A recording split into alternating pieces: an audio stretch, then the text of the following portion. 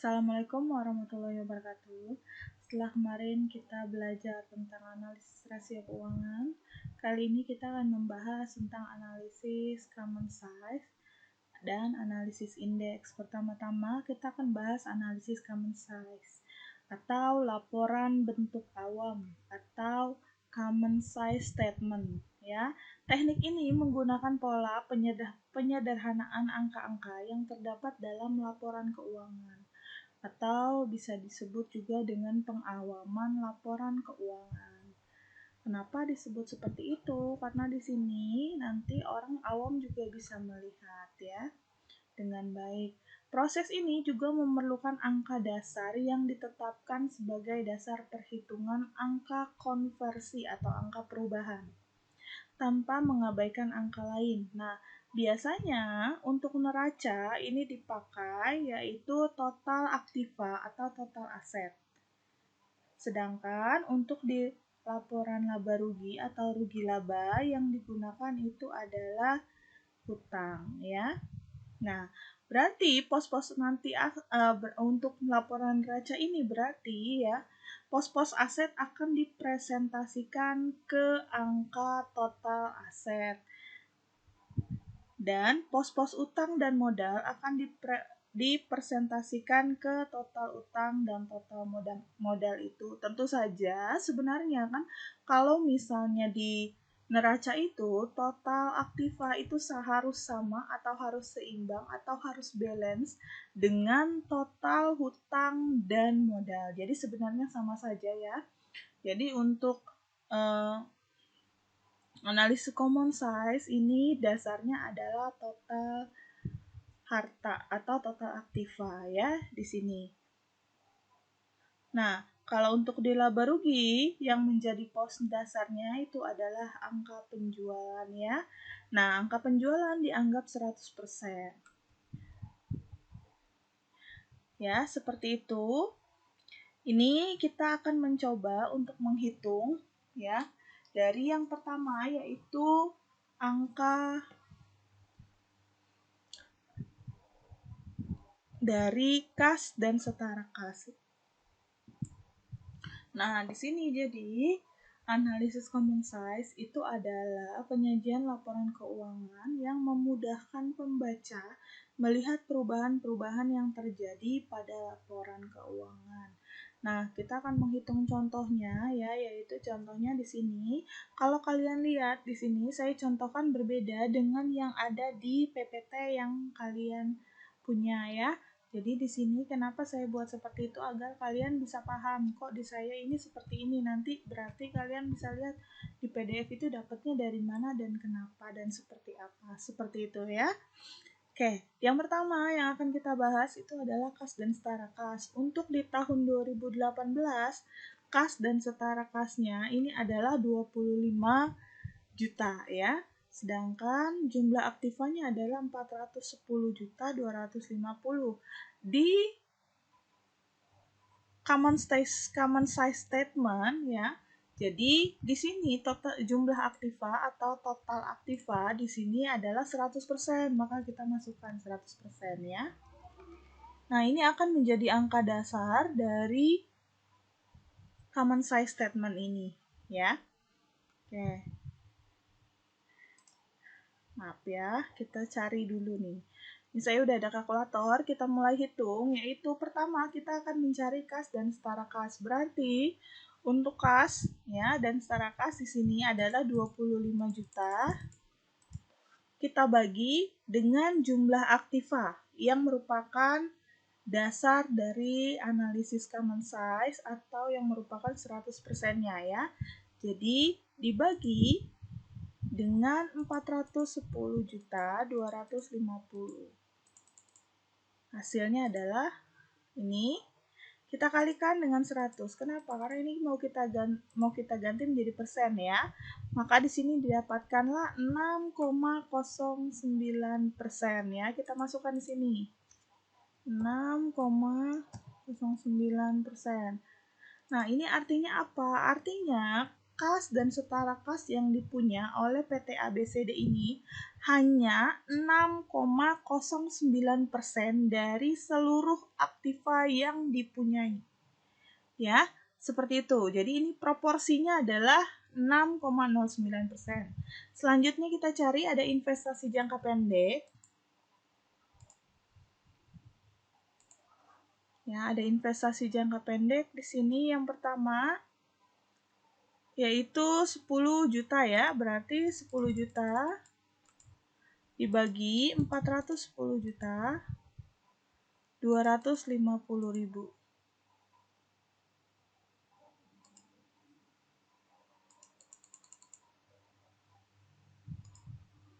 410 juta 250.000. Oke, hasilnya kita kali lagi dengan 100, 2,44 ya. Berarti di sini jumlah investasi jangka panjangnya hanya 2,44% dari jumlah aktiva yang ada. Selanjutnya kita cari lagi.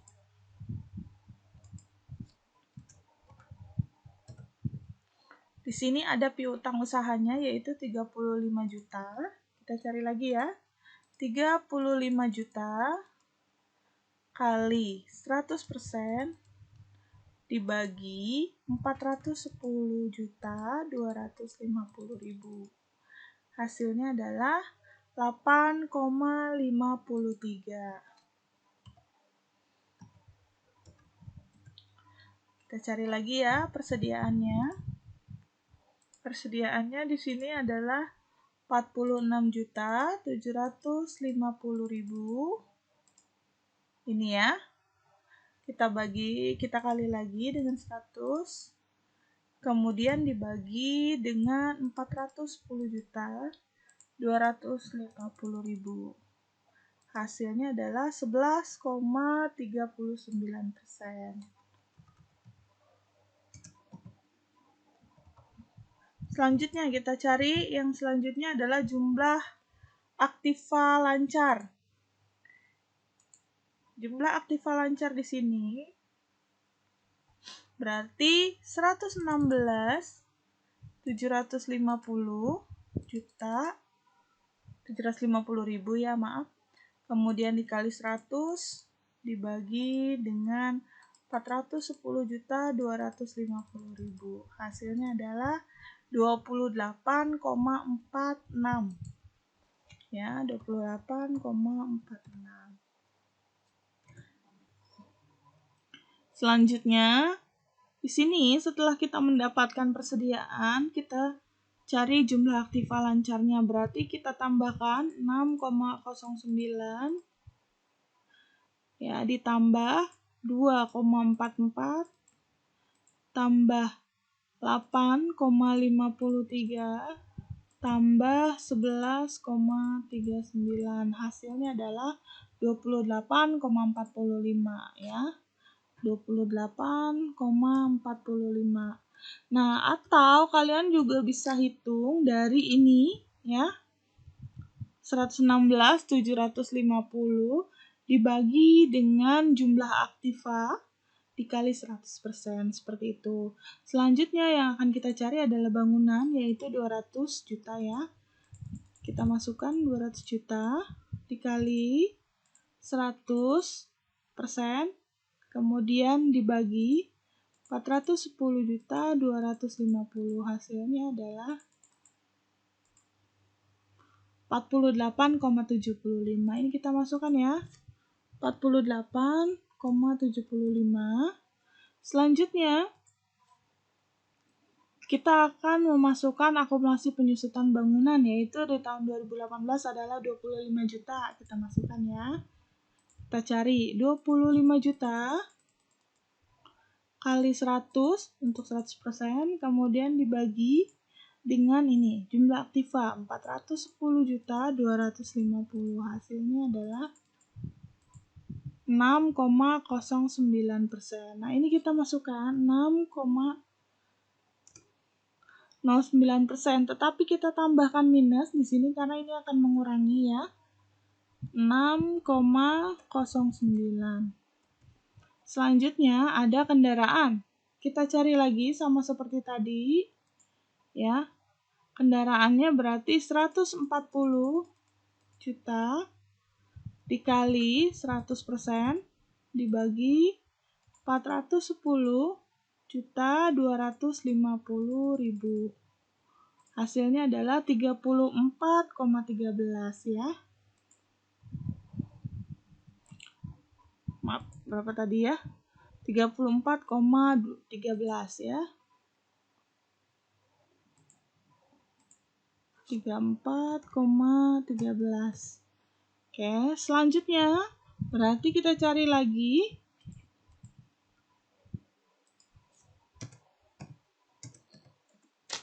Kita cari lagi akumulasi penyusutan kendaraannya. Oke. Akumulasi penyusutan kendaraannya berarti adalah 21.500.000 dikali 100 dibagi dengan 410.250.000. Hasilnya adalah 5,24. Kita masukkan lagi 5,24. Oke. Selanjutnya, nah ini tadi bisa dengan menggunakan ini ya, ditambahkan atau bisa dengan menggunakan dikalikan ya. Jadi ini dikali 100 dibagi ini ya. Di sini saya mau, oh ya maaf ya, ini karena dia adalah akumulasi dan karena akumulasi itu adalah mengurangi aktiva tetap, maka di sini posisinya itu adalah minus ya untuk akumulasi. Nah, kemudian kita jumlahkan lagi sama seperti tadi ya. 48,75 ditambah 34,13 dikurangi dengan 6, pencet ya, 0,09 dikurangi dengan 5,24. Hasilnya adalah 71,55. Nah, sini kita masukkan 71,55. Sekarang kita tambahkan dengan aktiva lancar. Apakah sampai 100% ditambah dengan 28,45. Hasilnya adalah 100%. Seperti ini ya. Ini untuk neraca common size atau common size statement ya, yang dari neraca ini berarti seperti itu. Kemudian kita lanjut lagi. Utang usahanya ya. Kita cari lagi utang usahanya berarti 39.580.000 dikali 100 dibagi 410.250. Hasilnya adalah 9,65 ya. Ini kita bulatkan ke depan, 9,65. 9,65. Selanjutnya, utang weselnya kita cari. Berarti 19.500.000 dikali 100% dibagi 410.250.000. Hasilnya adalah 4,75. Kita masukkan lagi 4,75. Yang selanjutnya kita akan cari adalah hutang pajak. Hutang pajaknya di sini adalah 8.120.000 kali 100 lagi dibagi 410.250.000. Hasilnya adalah 1,98 ya. Ini kita bulatkan. 1,98. Selanjutnya ada hutang gaji. Hutang gajinya di sini berarti 22 juta kali 100 dibagi 410.250. Maaf ya, pencet kita dari ulang. Berarti 22 juta kali 100 dibagi dengan 410.250.000. Hasilnya adalah 5,36. Kita masukkan lagi 5,36. Kemudian kita cari sekarang ya. Berapa hasilnya? Sekarang kita jumlahkan ya. 9,65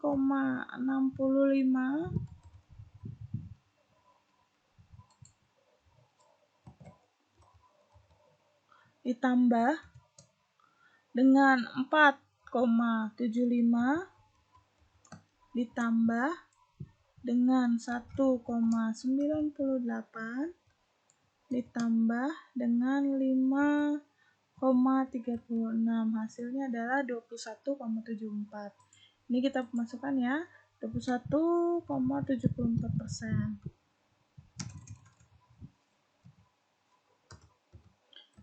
Oke, saya di sini pakai titik karena ini kita pakai Excel ya. Tapi kalau kalian yang nulis, silahkan ditulis dengan menggunakan koma. Selanjutnya kita masuk utang jangka panjang. Ada dari hipotek ya. Kita hapus terlebih dahulu ya. Kemudian kita masukkan 59.350.000. Kemudian dikali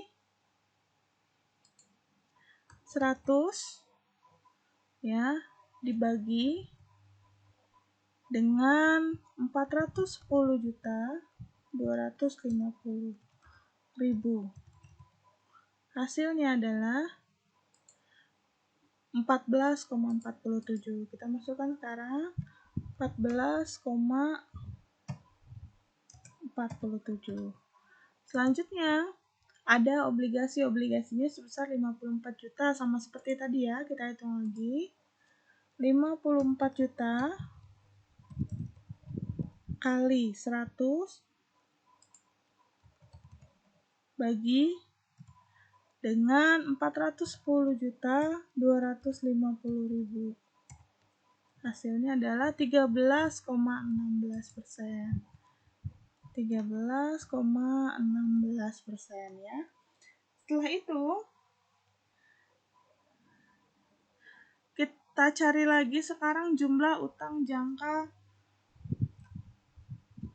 panjangnya ya. Sini. Untuk jumlah hutang angka jangka panjang berarti tinggal kita tambahkan saja 13,16 ditambah 14,47 tambah 21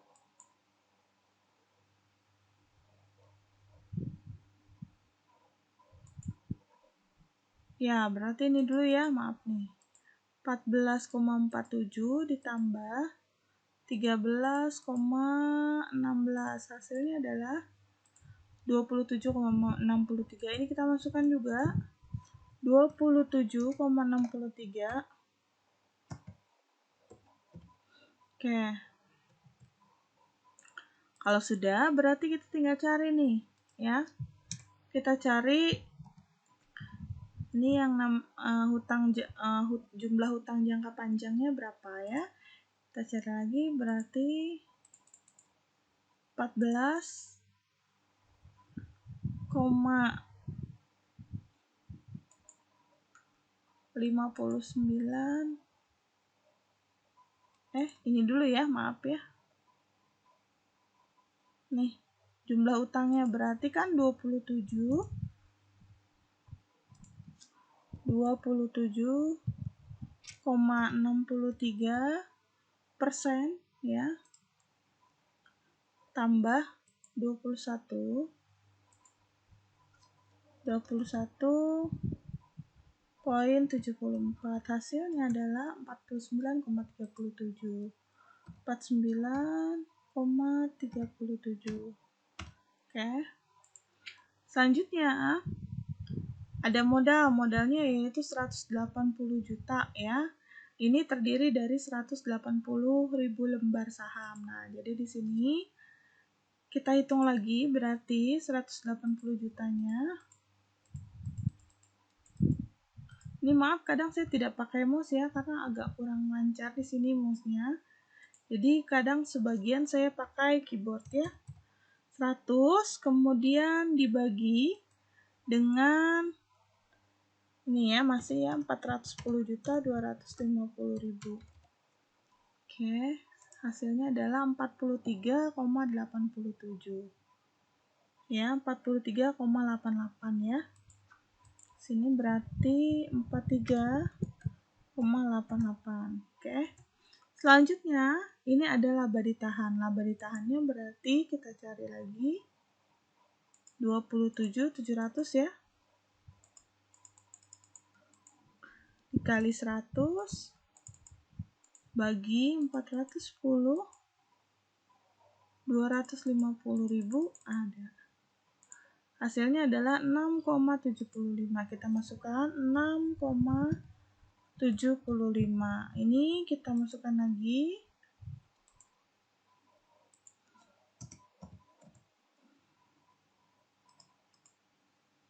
Ya, ditambah dengan 43,88. Hasilnya adalah 50,63.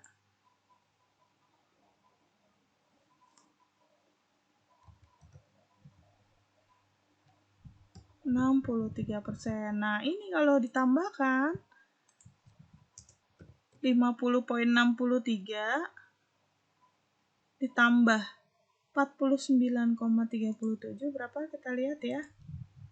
Tambah 49,37. Hasilnya adalah 100% ya.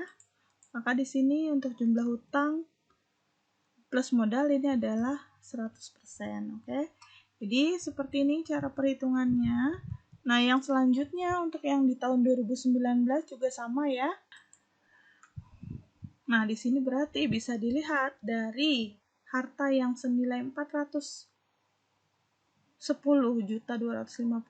ini ya, 6%, 6,09%-nya didapatkannya atau dialokasikannya untuk kas atau neraca. Kas dan setara kas. Kemudian 2,4%-nya untuk investasi jangka pendek. Kemudian piutangnya di sini 8,53% ya dari piutang usahanya seperti itu ya, dan seterusnya. Oke, nah jadi di sini ada dua ya, ini kita bandingkan dari tahun 2008 sampai tahun 2019. Jadi untuk di tahun 2019 bisa dilihat bahwa proporsinya itu lebih besar daripada di tahun 2018 ya. Demikian pula di tahun di investasi jangka pendek, hanya saja di piutang usaha di sini dia menurun ya, piutang usaha yang ada di perusahaan tersebut menurun. Kenapa? Karena bisa dilihat di sini untuk piutang usahanya juga menurun ya, jadi memang ada penurunan di situ. Jadi seperti itu ya, ini adalah untuk common size statement ya ini. Nah, kalau misalnya laba rugi berarti kalian tinggal yang buat yang jurnalnya ya. Sampai di sini dulu untuk analisis common size-nya. Terima kasih. Wassalamualaikum warahmatullahi wabarakatuh.